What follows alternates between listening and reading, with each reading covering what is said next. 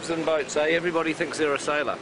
So welcome to our new blog, which is about the logistics of location shooting. We've been travelling pretty much the length and breadth of New Zealand shooting locations for The Hobbit. It's been great to get outside. It's been great to get that texture of Middle-earth into the movie. After many, many weeks of shooting in the studio, we've established our characters, we've established our story, and it was finally time to get on the road and establish the landscapes of Middle-earth.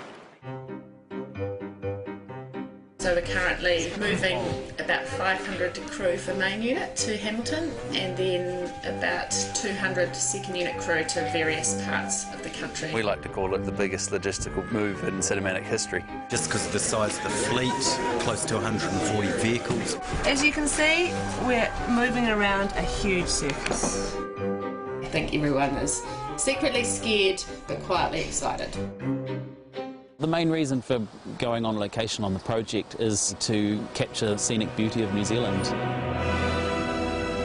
Peter's often said one of the things that won the fans over so much in the Lord of the Rings series was the unbelievable vistas and scenics because they were so magnificent. People are really excited about getting outside and taking this on the road. These are our changes for main unit crew, so this is how big we actually are. We're probably over 500. Everybody has to be in the right vehicle at the right time, they have to travel to the right place, they have to have rooms to be able to sleep in.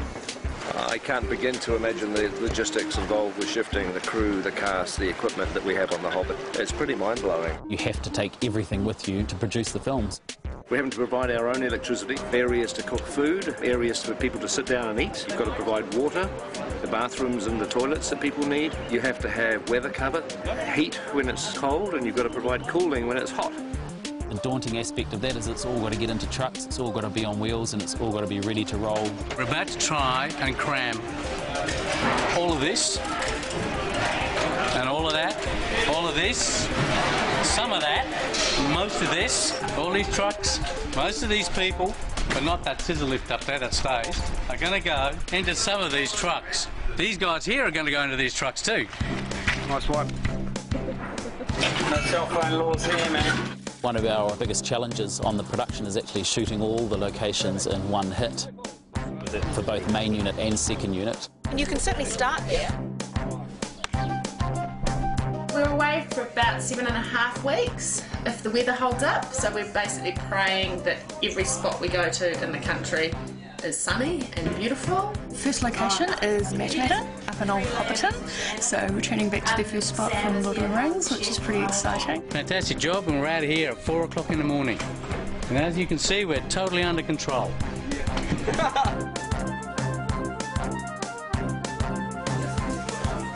Why aren't you helping? I've got to carry this. We're going to some of the remotest locations of New Zealand, and if there's one thing grips can't live without, that's the latte, soy. That's right. We're getting ready to go away, and so far we haven't packed anything.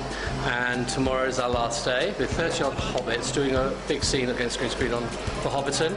This is my Louis Hobbit, my sonny Hobbit. So we need the largest team on, because we've also got to try and pack. And then they're going to say, where did you pack it, because they'll need it? Where's that wig? Did you put it away? No, we've got to put it on his head now. And we'll all be here till midnight trying to load up the buses because they leave at 4 o'clock in the morning. Be sure to pack scotch, tequila, wine and beer, A heap of plants, 3 razor blades, 60 kilos of toilet paper, a few artificial trees, socks, and some Jägermeister. Last day Wellington, so everything needs to move. We've got a stock truck coming in to take our 49 mixed-age sheep, 15 chickens, 9 goats, 5 3-year-old steers, 4 pheasants, 2 Muscovy ducks. We've also got Michael Jackson, the walking chicken, on the lead. We're just going to take you through, get your contracts done. We've got lunch packed for you to take on the road. So just follow me. Oh, your keys are in it? Keys are in it. We've got GPS units installed in the trucks purely so we can watch what's happening as they move up and down the country. If you don't arrive, we can't shoot. Last truck should be out of here in half an hour, and then Hobbiton. Crikey. Just remember, the reason you're on this plane is because you're so valuable to the production.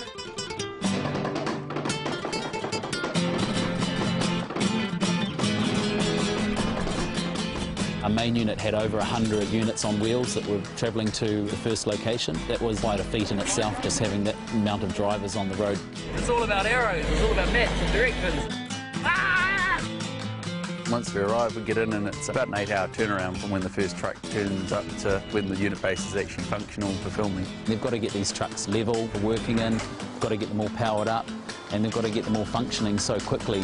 Prosthetics, makeup, costume, catering. It's not just a case of a small crew going into very out-of-the-way places. We're literally occupying the space of a football field. I think it's actually 2 football fields.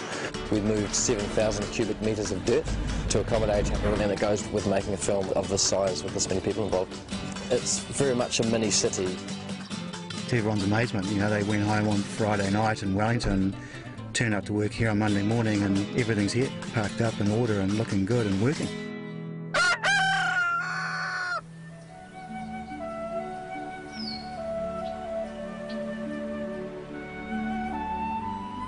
It's okay. Rough day at the office today, Mom. So after 110 days in the studio, we finally make it out into the sunshine.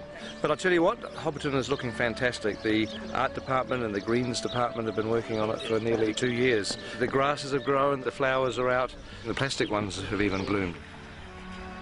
It's weird when you come back to a place that you literally thought you would never see again. This is a great spot. To be standing there with Elijah dressed up as Frodo, it was the nearest thing I think I'm ever going to come to a time machine. This is actually the first time I'm stepping foot down into Hobbiton. I'll never forget that feeling of coming to Hobbiton for the first time. So much time spent in this universe, you know, with these characters, and I keep referencing the fact that I turned 19 when I came to Hobbiton for the first time. 11 years ago. I'm 30 now. I don't know, there's so many feelings of nostalgia and history. We'd been searching pretty much the whole country for this rolling green countryside. We were up here scouting around and found this place called Buckland Road. And sure enough, when we flew over it, we found the round tree, the hill, the lake. It was all meant to be. Of course, then it was a matter of talking to the owners of the land, getting their permission to shoot here and build here. It was a Saturday afternoon during a major New Zealand rugby game that he came and knocked on my father's door. And he said they wanted to make a movie, and my father actually said, "Lord of the what?" I think I kicked him under the table quietly, but that's how it all started. This time around, they built it for real. So before, all of these Hobbit holes were built using polystyrene. When the filming was finished, they tore it all down. Even though it's been available for tours and, you know, for people to look at it, we didn't have any of the Hobbit holes here. Doing the Hobbit now, it gave us the ability to rebuild Hobbiton out of permanent materials. Materials that aren't going to deteriorate, and we can carry on showing people what's involved in making a movie behind the scenes. It's all, I mean, that's actual rock, stone. It's pretty amazing. Hobbiton is going to stay exactly as it is today, which is fantastic. There's real wood, there's real stone, real bricks, and it's going to be here hopefully for decades to come. Yeah, no, it's a great gift to the people of Manamat, and as Minister of Tourism, I'm all in favour of it, so well done. Some prime real estate. I'll get you two. I'll get Kate and Hobbits. Oh, Jordan. Hello. Hello. Hello. You guys having a good day? Yeah, it's good. How are those feet treating you? Yeah. Okay. Are they? When you're at Hobbiton, you forget that you're on a film set. Seeing it like this kind of living model village is just extraordinary. You just totally believe this place exists. And that's because it does. Maybe I've smoked a little bit too much of this now. It's an authentic village. It's 100% 360 degree, look wherever you like, little Hobbit village. You can imagine just being a Hobbit in this environment and get up and have a cup of tea on the doorstep and listen to the birds and the frogs, and children running around, or go to the market, buy a big bottle of beer and drink it. I'm loving it. You're not really designing a film set, you're trying to put yourself in the mindset of a Hobbit and figuring out, well, where would you like your house to be? There were 44 personalised Hobbit holes, and each Hobbit hole has the different little details depending on their location. It's kind of amazing. The door's actually open. Hello? Hello? No. Nobody home at the moment. They must be at the market. Welcome to the set of The Hobbit. So how did you get involved in this? My 4 daughters auditioned and they all missed out. And I got in. So I wasn't a popular father at that point. You guys are up for stealing, aren't you? Yeah. Oh, hell yeah, good. Yeah, big bad hobbits. Check this out. Oh yeah. I'd like to get a nice comb over. Is this going to be in the movie? Yeah, we can cut that. That's fantastic. We've got that. So we just finished our first week on location. Get out. But, you know, I just wish I could move into one of these hobbit holes. I mean, this would be an absolutely idyllic place to live. It really would. This is the sort of place that I would very happily retire to. In fact, might think about it tonight or the next day. It would be good. Retiring here, that would be quite nice. Bye-bye. I hope you enjoyed the first part of our location blog. The second part will be ready very early in the new year. And in the meantime, we've just shot the last shot for The Hobbit in 2011. So it only remains to do one last thing, which is to wish you all a Merry Christmas! Merry Christmas!